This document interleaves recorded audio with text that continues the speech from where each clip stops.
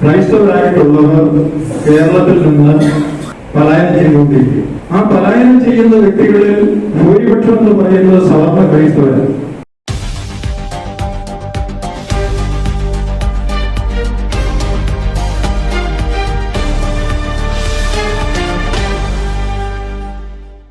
കത്തോലിക്ക സഭയിൽ സവർണരും അവർണരും എന്ന വേർതിരിവ് അവസാനിപ്പിക്കണമെങ്കിൽ പരിവർത്തിത ക്രൈസ്തവർക്ക് വേണ്ടി ശബ്ദിക്കുവാൻ ശക്തമായ സംഘടനയും മക്കൾക്ക് നല്ല വിദ്യാഭ്യാസവുമാണ് ഏകമാർഗമെന്ന് open church movement general secretary advocate Jose Paliyath പറഞ്ഞു.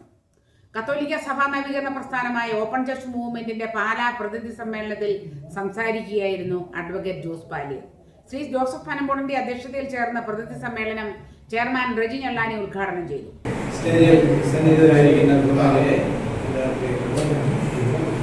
ഇന്ന് നമ്മൾ വലിയൊരു യാത്രയുടെ തുടക്കമാണ് ഇവിടെ ആരംഭിച്ചിരിക്കുന്നത്. വിശദമായ കാര്യങ്ങളൊക്കെ നമുക്ക് ചർച്ച ചെയ്യാം. എനിക്ക് പറയാനുള്ളത് ഇത്രയേ ഉള്ളൂ. നമ്മൾ ഒരുമിച്ചുള്ള യാത്രയിൽ ഒരുമിച്ച് യാത്ര ചെയ്താൽ ലക്ഷ്യത്തിലെത്തിച്ചേരും. ഇത് മാത്രം പറഞ്ഞുകൊണ്ട് നമ്മുടെ ഈ ദൈവമായിട്ട് ഉദ്ഘാടനം പ്രഖ്യാപിക്കുകയാണ്. പ്രൊഫസർ പി ദേവസ്യ മുഖ്യപ്രഭാഷണം നടത്തി. Shri Anto Mankuttam, advocate Jose Arayakunnel, doctor Babu Sebastian, advocate Jose Paliyath, Shri Joy Murikkassery, Shri Lukko, Shri Samkutty, Shri Prasad, Shri Francis തുടങ്ങിയവർ പ്രസംഗിച്ചു. അഡ്വക്കേറ്റ് ജോസ് പാലിയത്തിന്റെ വാക്കുകളിലേക്ക്.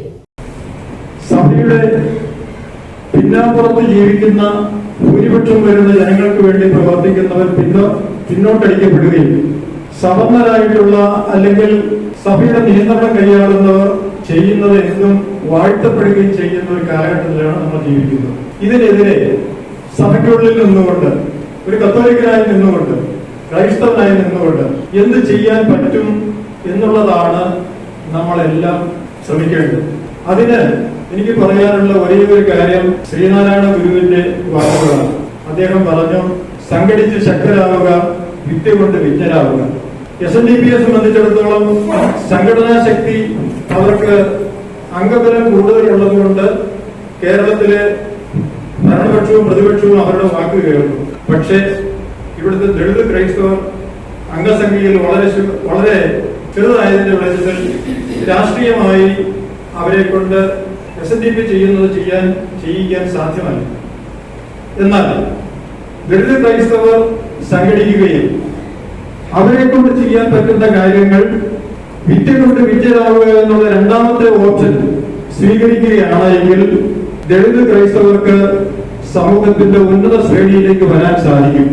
നമുക്കറിയാം, ഒരു 30-35 വർഷങ്ങൾക്ക് മുൻപ് കേരളത്തിലെ ജനസംഖ്യ, ക്രൈസ്തവ ജനസംഖ്യ 25-30%, മുസ്ലിം ജനസംഖ്യ 20%. അന്ന് അവർക്ക് വിദ്യാഭ്യാസ സ്ഥാപനങ്ങൾ ഉണ്ടായിരുന്നില്ല.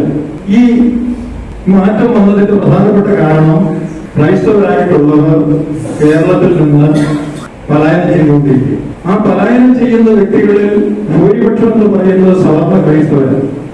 സമൂഹത്തിന്റെ താഴേക്കിടയിലുള്ള ക്രൈസ്തവർ ഇന്നലെ ജീവിച്ച ആ സാഹചര്യത്തിൽ തന്നെയാണ് ജീവിക്കുന്നത്. വിദേശത്ത് പോയവരുടെ വീടുകൾ, അവരുടെ ഭവനങ്ങൾ വലിയ നിലയിലേക്ക്, സാമ്പത്തിക സ്ഥിതിയിലേക്ക് എത്തിപ്പെട്ടിട്ടുണ്ട്.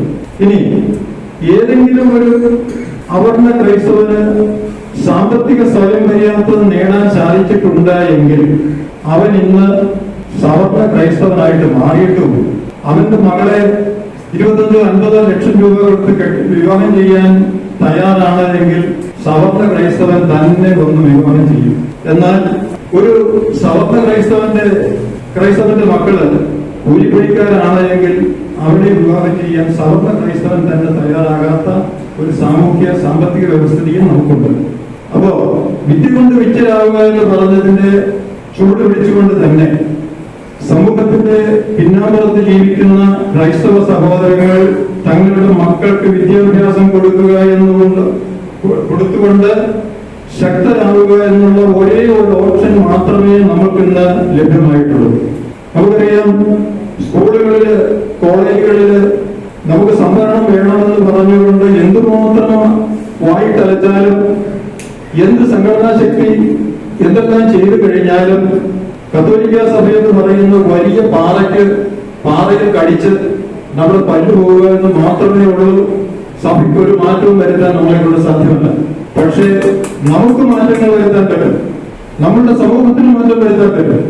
നമ്മളുടെ മക്കളെ റിസർവേഷൻ ഇല്ലാത്ത, സംവരണമില്ലാത്ത, ബുദ്ധിക്ക് പരിമിതികളില്ലാത്ത IT പോലുള്ള, ആരോഗ്യ പരിരക്ഷ പോലെയുള്ള, നഴ്സിംഗ് പോലെയുള്ള മേഖലകളിലേക്ക് നമ്മളുടെ കുഞ്ഞുങ്ങളെ തിരിച്ചുവിടുകയും നിർബന്ധമായും വിദ്യാഭ്യാസം കൊടുത്തുകൊണ്ട് അവരുടെ സാമൂഹികവും സാംസ്കാരികവുമായിട്ടുള്ള ഔന്നത്യം നിലനിർത്തിക്കൊണ്ട് മുന്നോട്ട് പോയി കഴിഞ്ഞാൽ നമുക്കറിയാം നമ്മളെല്ലാം സവർണ ക്രൈസ്തവരാണ്. പാരമ്പര്യമായിട്ട് ഞാനൊരു സവർണ ക്രൈസ്തവനാണ്. പക്ഷേ ഞാനെന്ന വ്യക്തിയുടെ അപ്പന്റെ പാരമ്പര്യമുള്ളൂ. സാമ്പത്തിക സ്ഥിതി ഉയർന്ന നിലയിൽ ഉണ്ടായിരുന്ന ഒരു അവർണരെന്ന് ഉദ്യോഗസ്ഥപ്പെടുന്ന ഒരു വ്യക്തിയിൽ നിന്നും എന്റെ പിതാമഹന്മാർ ബന്ധം സ്ഥാപിച്ചിട്ടില്ല എന്ന് എനിക്ക് പറയാൻ സാധ്യമല്ല. കാരണം അതിനെ നിയന്ത്രിക്കുന്നത് സമ്പത്താണ്. അപ്പോ ഈ പിന്നാമ്പത്തിൽ നിന്ന് ജീവിക്കുന്ന നിങ്ങൾ സവർണരായി വളരാൻ ശ്രമിക്കുക. വിദ്യ കൊണ്ട് വിദ്യയാകുക. അവശ്യ ക്രൈസ്തവനെന്നോ അല്ലെങ്കിൽ പരിവർത്തന ക്രൈസ്തവനെന്നോ ഉള്ള പേരുദോഷം തനിയെ മാറ്റിയെടുക്കുന്നതിന് വേണ്ടിയിട്ട് നമ്മൾ ശ്രമിക്കണം. ശ്രമിച്ചു കഴിഞ്ഞാൽ മാത്രമേ ഈ സമൂഹം രക്ഷപ്പെടുകയുള്ളൂ.